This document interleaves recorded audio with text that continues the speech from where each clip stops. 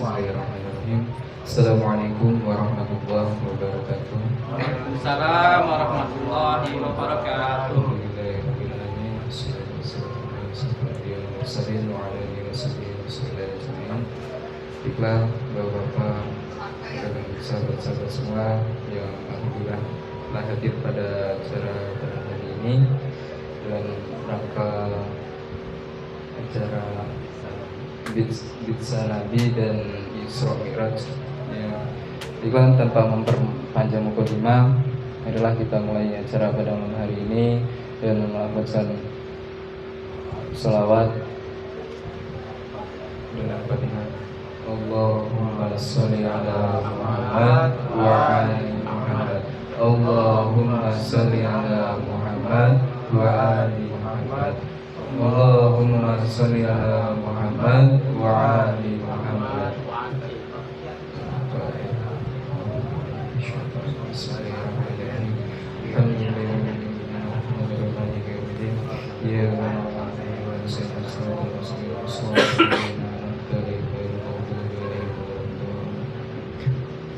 Baiklah, untuk acara yang selanjutnya yaitu adalah ceramah yang akan disampaikan oleh Ustaz Effendi. Pada beliau waktu dan tempat, saya persilakan.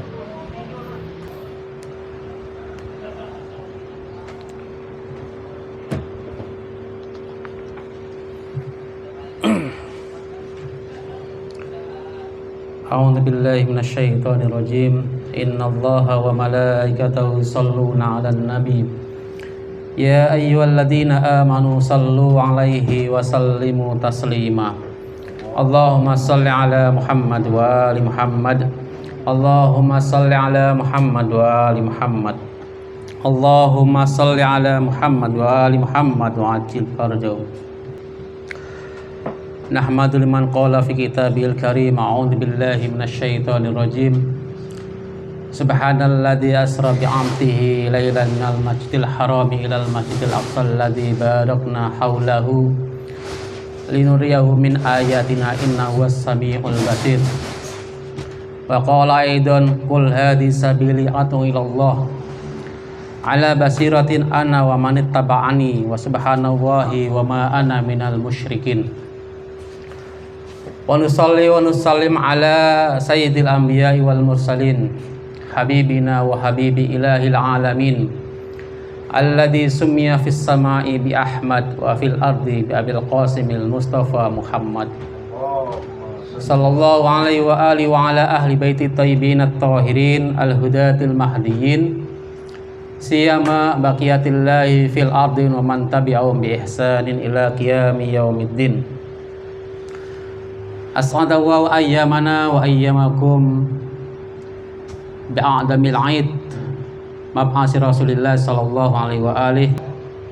Alhamdulillah, pada malam ini kita mendapatkan hidayah dari Allah Subhanahu wa taala, berkumpul di tempat ini di momen yang agung yang dinisbahkan kepada Rasulullah sallallahu alaihi wa alihi, karena kita pada kesempatan kali ini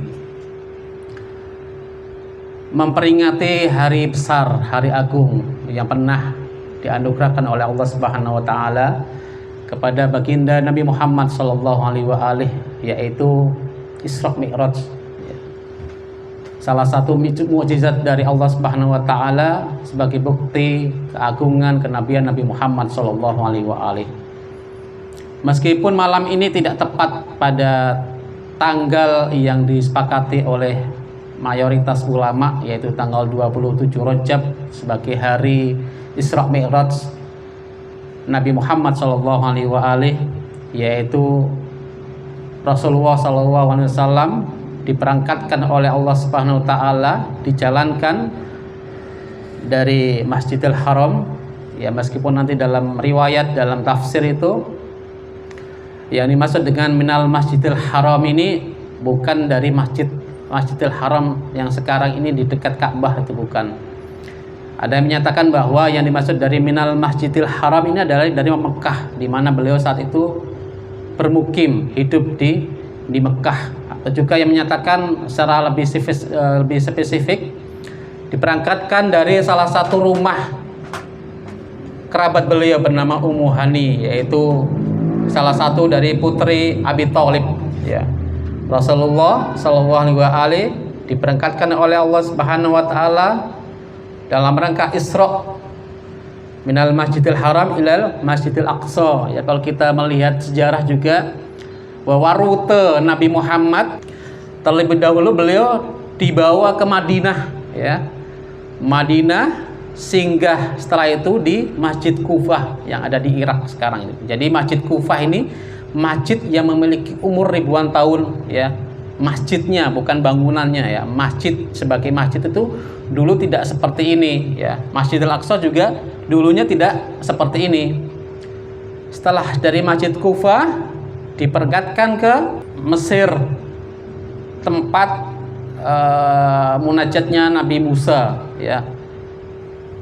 Karena kita pernah mendengar bahwa Nabi Musa itu pernah berkhalwat sekian lama di gua atau di Gunung Tur ya. Itu beliau sempat singgah di situ juga. Setelah itu baru dibawa ke Baitul Muqaddas atau Baitul Maqdis, lokasi yang di sana terdapat Masjidil Aqsa ya. Kalau lebih spesifik lagi bahwa Masjidil Aqsa itu nama lingkungan, nama kompleks di mana di situ ada namanya Masjid Sohroh ya. Masjid Sohroh itu yang kita kenal ya. Kalau ada gambar Masjidil Aqsa itu yang kubahnya kuning itu disebut Masjid Sohroh. Ya namanya Masjidil Aqsa itu juga dulunya tidak seperti itu, nggak ada bangunannya yang seperti kita lihat sekarang ini. Baru dibuat sebagai masjid dengan ada bangunannya itu di zaman pemerintahan Bani Umayyah Marwan bin Hakam ya. Sampai kita mengalami beberapa kali renovasi. Ala kulli hal bahwa Rasulullah SAW ketika sampai di Masjidil Aqsa tadi atau Masjid Sohroh, beliau diangkat ke langit. Pertama, kedua, ketiga sampai langit ke-7 dalam riwayat itu. Bahkan ketika beliau ingin diangkat ke makom yang tertinggi di mana Jibril pun tidak mampu untuk menjangkaunya, yaitu Sidratul Muntaha, baru Rasulullah bertemu dengan Allah dalam tanda kutip tentunya. Karena sebagaimana keyakinan kita Islam, Allah itu tidak berjasad, tidak bertempat, tidak berwujud dalam artian bisa dilihat. Sehingga ketika kita menyatakan bertemu dengan Allah itu tidak menggambarkan akan adanya jasad Allah Subhanahu wa taala ya. Berkaitan dengan apa yang dibicarakan, apakah di situ ada perdebatan antara Allah dengan Rasulullah atau semacam negosiasi dengan Allah Subhanahu wa taala, itu kita tidak bahas pada kesempatan kali ini. Karena itu nanti ranahnya pada permasalahan sanad hadis. Karena dalam mazhab Islam itu kan ada dua mazhab besar ya, mazhab Ahlul Bait, mazhab Ahlus Sunnah. Itu ada perbedaan pendapat berkaitan dengan matan dari hadis Isra wa Mi'raj ini. Ala kulli hal bahwa momen agung ini, momen yang sangat besar yang diberikan kepada Rasulullah, ini adalah sebagai apresiasi Allah Subhanahu wa taala kepada hambanya yang paling mulia. Tidak ada hamba yang lebih mulia dari Rasulullah Shallallahu Alaihi Wasallam. Tidak ada nabi-nabi sebelum Rasulullah itu diberi keistimewaan yang sedemikian dahsyat, yaitu diangkat oleh Allah Subhanahu Wa Taala ke suatu tempat di mana tidak ada orang yang mampu untuk menjangkaunya, yaitu Sidratul Muntaha. Ya, tidak perlu juga kita bahas bagaimana kecepatan buruk membawa Rasulullah dari Mekkah, kemudian ke Masjidil Aqsa, ke Sidratul Muntaha, kemudian balik lagi cuma dalam waktu 1 malam ya.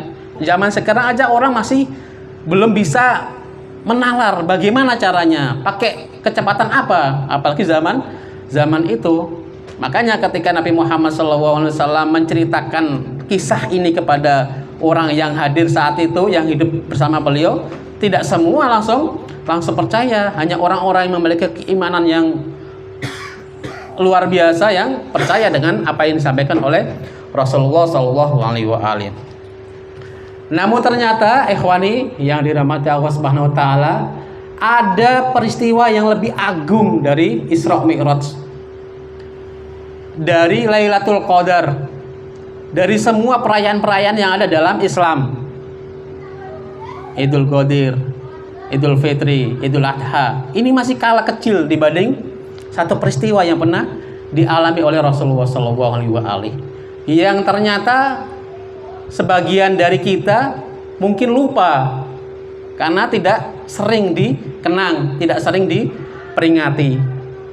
Padahal ini adalah kunci di mana segala peristiwa yang dialami oleh Rasulullah, ajaran yang disampaikan oleh Rasulullah itu tergantung dengan peristiwa ini, yang mana nilainya lebih agung daripada semua peristiwa yang pernah terjadi sampai hari kiamat. Yaitu apa? Peristiwa bi'tsah Rasulullah sallallahu alaihi wa alihi, atau disebut dengan mab'as Rasulullah. Bi'tsah adalah Allah Subhanahu wa taala melantik, menentukan ya bahwa Muhammad bin Abdullah bin Abdul Muthalib bin Hashim adalah nabi terakhir, pemungkas dari segala risalah. Kenapa disebut dengan peristiwa teragung, bahkan mengalahkan segala yang ada dalam Islam? Karena tanpa bi'tsah, bagaimana mungkin kita mengakui keabsahan namanya ibadah-ibadah yang ada dalam Islam? Semua ibadah, semua ritual itu tergantung dengan kita meyakini adanya bi'tsah Rasulullah SAW. Kalau Muhammad SAW tidak ditentukan sebagai nabi oleh Allah Subhanahu wa taala, bagaimana mungkin kita meyakini ada namanya puasa di bulan Ramadan, Idul Fitri, Lailatul Qadar yang disebutkan dalam Al-Qur'an khairum min alfi syahr. Lailatul Qadar dengan kondisi, dengan nilai yang sangat tinggi ini masih kalah dengan momen bi'tsah Rasulullah SAW. Sehingga apa? Bi'tsah Rasul ini adalah momen teragung yang pernah ada dari zaman pertama kali diciptakan sampai ila yaumil qiyamah. Bi'tsah Rasulullah, karena semua tergantung keabsahan bi'tsah ini. Kalau kita meyakini bahwa Rasulullah adalah Rasul utusan Allah Subhanahu wa taala, maka baru bermakna Lailatul Qadar, Idul Fitri, bahkan Ghadirhum sekalian yang oleh dalam mazhab Ahlul Bait diyakini sebagai momen yang sangat agung dalam Islam, di mana Rasulullah SAW menentukan siapa penerus dari risalah Rasulullah SAW. Ini sekelumit berkaitan dengan Isra Mi'raj ya, dan bi'tsah. Kalau kita membicarakan tentang bi'tsah, maka kita membicarakan tentang Rasulullah SAW sebagai pribadi yang memiliki jasa terbesar, bahkan faktor utama dari segala keberadaan kita. Oleh karena itu dalam momen ini ya, dalam momen kita memperingati hari bi'tsah Rasulullah dan juga Isra Mi'raj, karena dalam riwayat itu Isra Mi'raj dan bi'tsah itu memiliki tanggal, terjadi di tanggal yang sama, yaitu 27 Rajab ya, meskipun tahun yang berbeda. Ini menurut sebagian riwayat. Jadi tanggal 27 Rajab itu diperingati sebagai hari Isra Mi'raj, juga diperingati sebagai hari bi'tsah, di mana hari bi'tsah kurang kita ulang-ulang, kurang kita peringati, kurang kita ingat-ingat, padahal ini adalah momen teragung, lebih agung daripada momen Isra Mi'raj Rasulullah Shallallahu Alaihi Wasallam. Oleh karena itu pada kesempatan kali ini kita akan lebih perkenalan dengan Rasulullah sebagai sosok yang kita ikuti, sebagai teladan kita, hadiah dari Allah Subhanahu Wa Taala kepada seluruh umat manusia dan pada kaum mukminin pada khususnya. Dan sebagaimana hadis Rasulullah sendiri, bahwa kita kalau ingin mengenal Rasulullah itu tidak akan pernah mungkin bisa ya. Kenapa? Sebagaimana sabda beliau ketika menyampaikan kepada Amirul Mukminin Ali bin Abi Thalib, yang menyatakan bahwa ya Ali, ma'arafallaha ila ana wa anta. Tiada ada yang orang yang dapat mengenal atau menggapai ma'rifatullah kecuali aku dan dirimu, Rasulullah dan Imam Ali bin Abi Thalib. Wa ma'arafani illa an ilallah wa anta. Dan tidak ada orang yang mampu mengenal pribadi Rasulullah kecuali siapa? Allah Subhanahu wa taala dan kamu wahai Ali. Dan yang terakhir wa ma'arafaka ilallah wa ana. Dan tidak ada orang yang mampu untuk mengenal pribadimu ya Ali kecuali Allah Subhanahu wa taala dan dirimu dan aku Rasulullah sallallahu alaihi wasallam.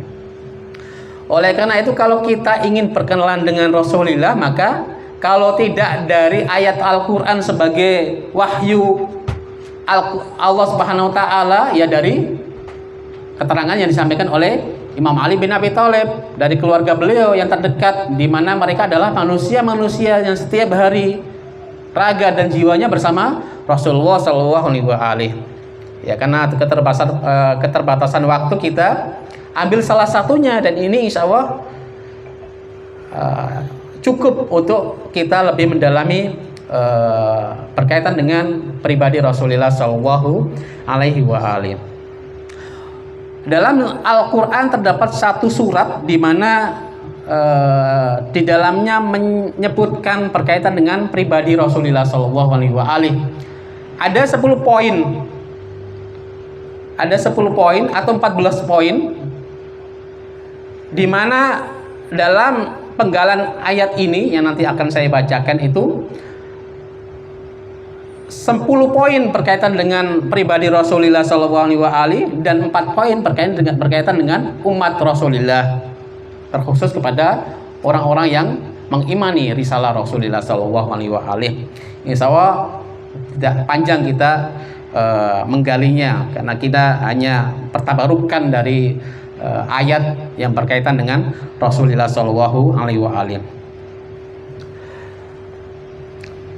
Dalam surat Al-A'raf 157 disebutkan a'udzubillahi minasyaitonirrajim alladzina yattabi'unar rasula, ya. Jadi penggalan ini menjelaskan tentang pribadi Rasulullah. Jadi orang-orang beriman ini mereka mengikuti siapa? Ar-Rasul. Di sini Muhammad sallallahu alaihi wasallam disebut dengan Ar-Rasul, ya. An-Nabiyya al-Ummi. Jadi udah 3. Ar-Rasul, An-Nabi, Al-Ummi. Jadi 3 ini menjelaskan tentang pribadi Sayyidina Muhammad SAW. Kalau perbedaan antara Rasul dan Nabi itu kan sudah mafhum, ya, kita mengetahui Rasul itu apa, Nabi itu bagaimana, kan gitu. Kalau Nabi itu kan ketika seseorang menerima wahyu dari Allah Subhanahu wa taala, dia tidak memiliki kewajiban untuk menyampaikan kepada umat, itu Nabi. Tapi kalau Rasul, dia menerima wahyu, dia juga memberi atau memiliki kewajiban untuk menyampaikan kepada umat, ya, maka dia disebut dengan Nabi dan Rasul. Dan Sayyidina Muhammad SAW ketika menerima wahyu dari Allah, ada kalanya, ya, beberapa waktu dia ditahan untuk tidak menyampaikan langsung kepada umat, ya. Selama 3 tahun itu kan beliau hanya menyampaikan kepada orang-orang tertentu. Baru setelah 3 tahun beliau diberi tugas oleh Allah Subhanahu wa taala untuk menyampaikan kepada masyarakat luas, ya. Wa antir asyiratakal akrabin itu menunggu 3 tahun baru beliau menyampaikan kepada masyarakat luas. Jadi itu perbedaan antara Nabi dan Rasul. Dan Muhammad SAW beliau adalah Nabi dan juga Rasul. Yang ketiga disebutkan Ar-Rasul, An-Nabi, Al-Ummi. Ya, ini sebagian mazhab, sebagian ulama berbeda pendapat dalam menjelaskan tentang makna ummi. Ummi kalau sebagian ulama menjelaskan itu bermakna sebagai orang yang buta huruf, orang yang kasarannya tidak berpendidikan, itu ummi, ya. Namun sebagian ulama tidak menerima pemaknaan ummi yang demikian, tidak sesuai dengan pribadi Rasulullah SAW. Buta huruf ini tidak cocok dengan pribadi Rasulullah. Kalau dalam sejarah kita melihat atau membaca bahwa Rasulullah SAW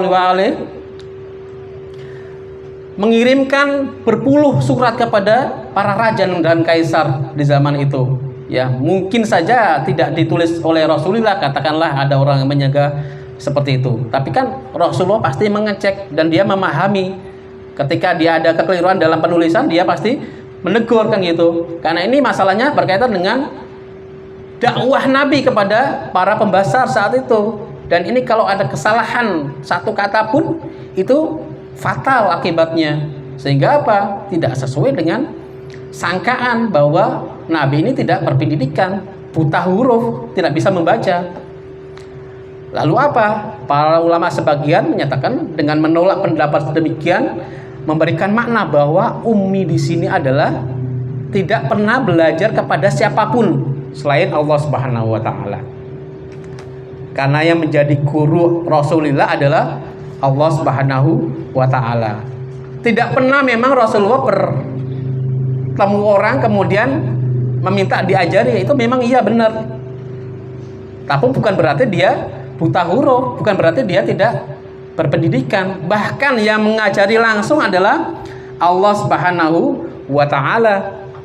Itu juga disebutkan dalam Al-Qur'an bagaimana Allah Subhanahu wa taala mengajarkan Rasulullah SAW yang sebagaimana Allah juga pernah mengajarkan kepada Nabi Adam, wa 'allama Adama al-asma'a kullaha, ya. Al-asma'a kullaha itu masih di bawah level Nabi Muhammad. Dan karena apa? Pengajaran Allah Subhanahu wa taala kepada Rasulullah adalah berupa Alkitab. Yang dimaksud dengan Alkitab adalah Al-Qur'an, tibyanan likulli syai', ya. Sehingga apa? Guru dari Rasulullah adalah Allah Subhanahu wa taala. Sehingga yang dimaksud dengan ummi di sini adalah dia tidak pernah belajar kepada siapapun. Itu satu. Berkaitan dengan makna ummi. Kemudian kalau kita melanjutkan penggalan dari ayat tadi, disebutkan alladzina yajidunahu maktuban indahum fit Taurati wal Injil, ya.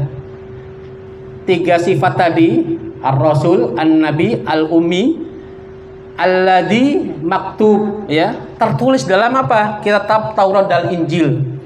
Jadi Muhammad ini kriterianya sebagai nabi akhir zaman itu telah ada, termaktub, tertulis, dijelaskan dalam kitab Taurat dan Injil sebagai kitab agama-agama samawi sebelumnya, yaitu Yahudi dan Nasrani.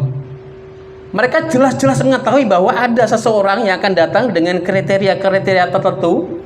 Kalau mereka mempelajari kitab mereka, maka pasti mereka akan mendapatkan. Berkaitan dengan kedatangan Sayyidina Muhammad SAW sebagai khatamun nabiyyin. Namun ternyata sebagian besar Yahudi, Nasrani yang sezaman dengan Rasulullah SAW itu kekeh dengan menolak keberadaan Muhammad sebagai Nabi Allah. Padahal sudah banyak sekali penjelasan dari sebagian para pemuka agama yang ada saat itu bahwa Muhammad ini memiliki kriteria sebagai Nabi. Namun ternyata apa? Mereka menolak. Karena alasan apa? Keuntungan pribadi mereka.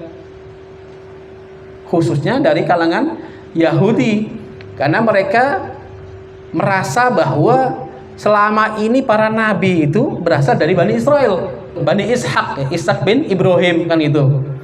Ini tiba-tiba ada orang non Israel, non Bani Israel, berasal dari Arab.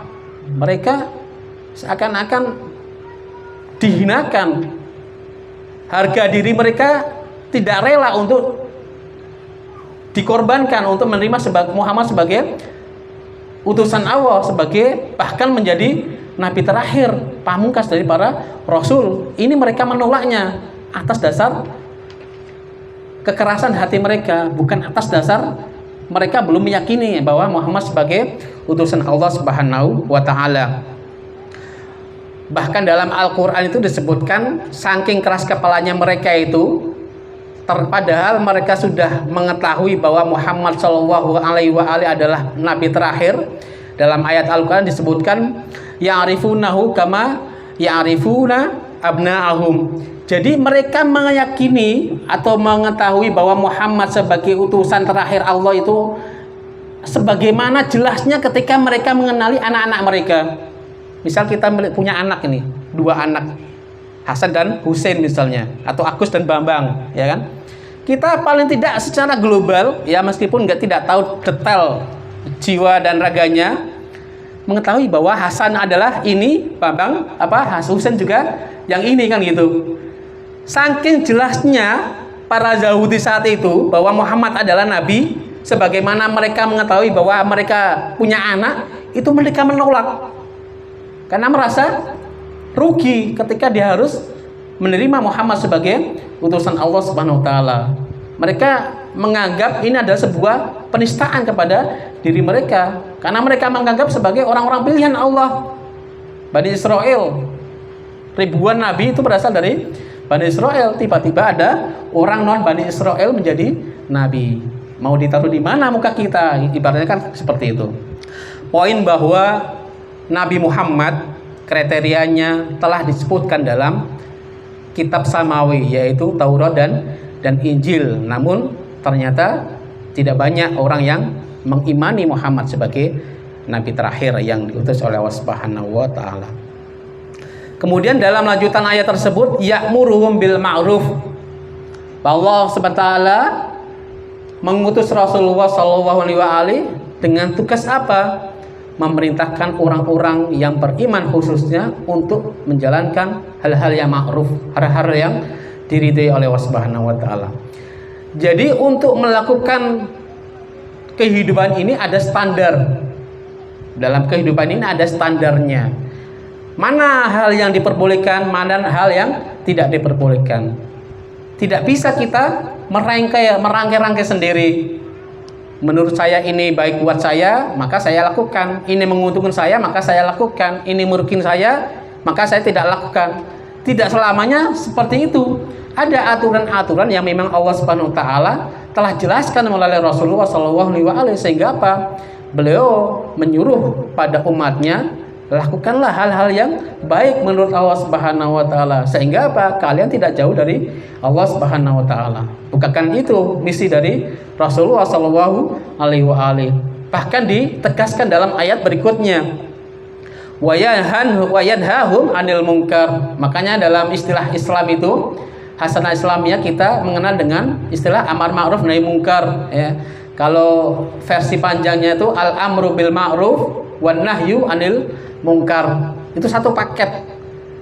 Jadi seorang ketika memiliki tanggung jawab tertentu, ya, dengan syarat-syarat yang sudah terpenuhi, dia atau kaum muslim ini memiliki satu tugas dalam Islam itu beramar ma'ruf, ya, menganjurkan, menyuruh, memberitahu kepada orang lain dari diri kita untuk melakukan hal-hal yang ma'ruf, yang diridhoi oleh Allah Subhanahu wa taala, dan meninggalkan apa-apa yang tidak diinginkan oleh Allah Subhanahu wa taala, karena itu akan mengantarkan manusia pada tempat yang jauh yang tidak diridhoi oleh Allah Subhanahu wa taala.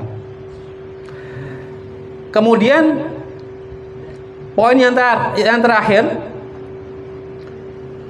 wa yuhillu lahumut thayyibat wa yuharrimu 'alaihimul khaba'is. Ini melengkapi dari hal yang ma'ruf tadi, bahwa Allah Subhanahu wa taala sudah menetapkan mana yang halal, mana yang haram. Ketika Allah Subhanahu wa taala sudah menetapkan bahwa objek A ini adalah halal, maka pasti di situ ada kebaikan. Dan sebaliknya, ketika Allah Subhanahu wa taala menetapkan sesuatu ini adalah haram, maka pasti di situ ada keburukan, ya. Sehingga apa? Kita sebagai umat Rasulullah tidak perlu memodifikasi larangan dan perintah Allah. Sesuatu yang halal dari Allah, maka halal untuk kita lakukan. Sesuatu yang haram, jangan kita ubah, kita modifikasi sendiri untuk menjadi halal. Kita tahu bahwa menipu orang itu haram hukumnya, tapi kita cari-cari celah. Kalau begini misalnya untuk kebaikan ini bagaimana? Ya, kalau dia sifatnya memang hasilnya haram, ya haram, kan gitu. Tidak bisa kita modifikasi sendiri karena hukum sudah paten, tidak bisa kita ubah-ubah, kecuali nanti ada kaidah-kaidah tertentu yang kita kenal dalam kaidah usul fiqh, yaitu nanti juga bersandar kepada riwayat dari Rasulullah SAW bahwa ketika ada momen-momen tertentu atau kasus tertentu ada pengecualian, ini akan melahirkan hukum yang baru.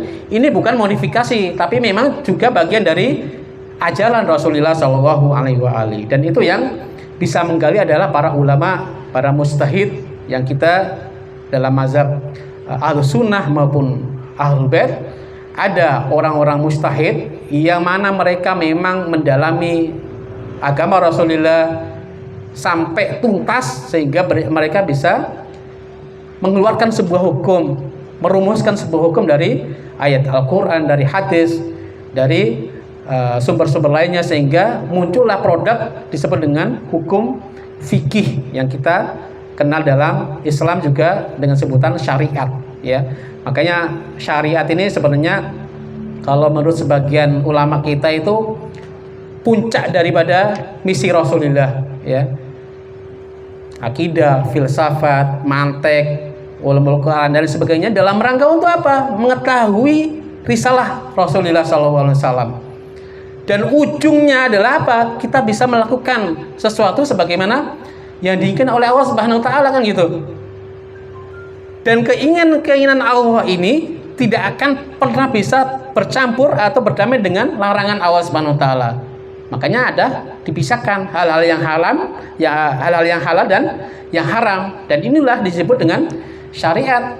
Dan mereka orang yang menyatakan bahwa syariat adalah puncak daripada risalah Rasulullah tidak membedakan ada namanya makom atau level-level tertentu, sebagaimana sebagian kalangan yang menyebutkan ketika seseorang sudah sampai syariat bisa naik kepada level-level berikutnya yang tidak perlu lagi mempraktekkan syariat. Ini sesuatu pandangan yang keliru, padahal syariat ini adalah puncak daripada risalah Rasulullah Shallallahu Alaihi Wasallam. Ini berkaitan dengan Rasulullah. Ada 10 poin tadi secara global kita sebutkan. Kemudian lanjutan dari ayat tadi menjelaskan tentang tugas apa yang harus dilakukan umat Rasulullah, umat yang meyakini Muhammad Shallallahu Alaihi Wasallam sebagai utusan Allah Subhanahu Wa Taala. Falladina amanu bihi wa azzaruhu wa nasaruhu wattaba'un nura alladzi unzila ma'ahu ulaika humul muflihun. Jadi kata terakhir ini yang intinya. Jadi kalau kita ingin menjadi mukmin yang muflih, ya, muflih itu kalau diartikan bahasa Indonesia banyak terjemahnya. Muflih bisa diartikan beruntung, sukses, bisa diartikan sebagai orang yang sudah mencapai tujuan, itu adalah muflih, ya. Jadi ketika seorang mukmin ingin menjadi orang yang muflih sebagaimana disebutkan dalam Al-Qur'an, maka dia harus melakukan hal-hal yang disebutkan oleh Allah dalam beberapa kata sebelumnya. Pertama apa? Amanu, yang mengimani Allah, Rasulullah, dan ma'at sebagai ajaran dari Rasulullah SAW, dengan konsekuensi dan rincian daripada masing-masing itu juga. Makanya nanti insya Allah dalam waktu dekat ada namanya kelas akidah filsafat, ya Pak BS, ya. Ini dalam rangka untuk menggali tentang keimanan kita. Apakah kita yang mengaku sebagai mukmin ini, ya, memang sebagaimana ajaran atau harapan Rasulullah ataukah belum, kan gitu. Kalau belum kita lengkapi, kalau sudah kita tingkatkan, kan gitu. Ini dalam kelas beliau akan dikupas tuntas berkaitan dengan akidah, yaitu keyakinan kepada tauhid, nubuwah, dan ma'ad, dan rentetannya. Setelah manusia meyakini itu semua, maka ada perlu namanya pembuktian. Di antaranya apa? Wa'azzaruhu, yaitu menghormati Rasulullah, ya. Secara spesifik di sini disebutkan orang yang ingin menjadi mukmin yang muflih, yang beruntung, yang sukses, dia harus menghormati Rasulullah. Ya, di antara kita cara menghormati Rasulullah adalah menjalankan ajaran beliau dengan cara menolak segala tuduhan-tuduhan yang tidak pantas yang dinisbatkan kepada Rasulullah, meskipun itu diatasnamakan sebagai hadis, diatasnamakan sebagai riwayat. Karena tidak semua riwayat itu sahih, tidak semua riwayat itu benar, ya. Kalau hadis pasti benar, karena hadis itu berasal dari Rasulullah. Yang tidak bisa kita pastikan kebenarannya adalah riwayat atau sanad daripada sebuah hadis. Ada beberapa riwayat yang kalau kita teliti ternyata bukan mengagungkan Rasulullah, malah bahkan menghinakan Rasulullah SAW. Ini tidak sedikit ternyata, dan itu nanti bisa dipelajari berkaitan dengan riwayat-riwayat berkaitan dengan Rasulullah. Salah satu contoh misalnya riwayat yang menjelaskan tentang ayat Al-Quran yang menyebutkan abasa wa tawalla, ya. Abasa wa tawalla ini kan dalam sebuah versi menyebutkan ayat ini berkaitan dengan sikap Rasulullah ketika berbuka masam kepada seseorang yang mendatangi beliau. Otomatis ketika kita saja misalnya sebagai orang yang biasa, ada orang datang, kita menampakkan muka yang tidak senang kepada orang tersebut, maka orang tadi itu pasti tersinggung, ya, sakit hatinya. Ini bagaimana Rasulullah yang katanya Allah Subhanahu wa taala ala khuluqin adim, memiliki karakter seperti itu, ya. Ini oleh sebagian ulama kita tidak diterima bahwa ayat ini tidak ditujukan kepada Rasulullah. Namun sebagian kalangan meyakini bahwa ayat ini berkaitan dengan Rasulullah, dengan hadis-hadis yang mereka yakini sebagai hadis yang benar. Ya, ini bisa nanti dikaji lebih dalam lagi berkaitan dengan jenis-jenis hadis, ya, jenis-jenis riwayat, sehingga ketika kita nisbahkan kepada Rasulullah tidak menjadi penghinaan kepada Rasulullah sebagai syarat untuk menjadi mukmin yang muflih kayak tadi, yaitu dengan cara apa? Menghormati Rasulullah sallallahu alaihi wasallam. Wa nasaruhu wa taba'u an-nur, ya. Ini yang juga tidak kalah pentingnya, bahkan ini yang mungkin paling berat. Kita dituntut untuk menolong dan mengikuti Rasulullah sallallahu alaihi wasallam. Apapun yang disampaikan oleh Rasulullah itu adalah perintah dari Allah Subhanahu wa taala, bersumber dari Allah Subhanahu wa taala, sehingga apapun yang diperintahkan, yang diajarkan, maka kalau kita meyakini Muhammad bin Abdullah bin Abdul Muthalib bin Hashim sebagai utusan Allah, maka kita harus lakukan dengan segala kemampuan kita. Jangan sampai kita memilah-milah. Ketika itu menguntungkan maka dilakukan, ketika merugikan itu ditinggalkan. Ini tidak sebagaimana yang diinginkan oleh Allah Subhanahu wa taala melalui wahyunya yang disampaikan oleh Rasulullah sallallahu alaihi wasallam. Baru kalau kita memenuhi tuntutan tadi, maka kita akan menjadi mukmin yang muflih, mukmin yang benar-benar mukmin yang dijanjikan oleh Allah Subhanahu wa taala nantinya di hari kiamat, sebuah kedudukan, sebuah tempat bernama jannah dengan segala macam tafsirannya, ya. Nanti kita juga insya Allah dalam kelas akidah akan dibahas apa itu jannah, kriterianya, apakah memang berupa taman yang indah, kemudian di sana dipenuhi dengan segala kebutuhan yang kita inginkan, apakah seperti itu, apakah ada mananya lain, insya Allah juga akan dibahas dalam kelas akidah filsafat. Jadi nanti teman-teman bisa ikut, ya, Pak Husni juga bisa, silakan kalau waktu luang untuk menghadiri kelas akidah filsafat dalam rangka untuk menumbuhkan keimanan, menguatkan, dan dalam rangka untuk kita berjihad memperbaiki diri sendiri. Khususnya kalau kita sudah baik, maka kita bisa untuk memperbaiki orang lain, kan gitu. Orang bisa memperbaiki orang lain kalau dirinya sudah baik, kan gitu. Orang soleh dulu baru bisa muslih. Soleh adalah orang yang baik, muslih adalah orang baik yang memperbaiki orang lain. Mungkin pada kesempatan kali ini kita cukupkan bertabaruk dari Rasulullah, ya, dalam rangka kita memperingati hari agung yang pernah dialami oleh Rasulullah, yaitu Isra Mi'raj, dan juga yang lebih agung lagi yaitu mab'as atau bi'sah Rasulullah sallallahu alaihi wasallam. Sebagai penutup, mari kita bersama-sama memberikan hadiah pahala bacaan surah Al-Fatihah yang kita hadiahkan khususnya kepada Rasulullah SAW, kepada keluarganya, kepada para sahabatnya yang setia, yang beriman, kepada para ulama, para mujahidin, para syuhada, kepada kaum mukminin dan mukminat, khususnya kepada keluarga kita yang sudah meninggal maupun yang masih ada, dan kepada kita semua semoga Allah Subhanahu wa taala meninggikan derajat mereka dan kita semua, kita selalu diberi hidayah oleh Allah Subhanahu wa taala ala hadiniyah wa kullu niyatin sholihah. Al-Fatihah qabla sholawat. Allahumma shalli ala Muhammad wa ali Muhammad. Allahumma shalli ala Muhammad wa ali Muhammad. Allahumma shalli ala Muhammad wa ali Muhammad wa ajil farjahum. Suratul ladzina an'amta 'alaihim ghairil maghdubi 'alaihim waladdallin. Walhamdulillahirabbil alamin. Assalamualaikum warahmatullahi wabarakatuh.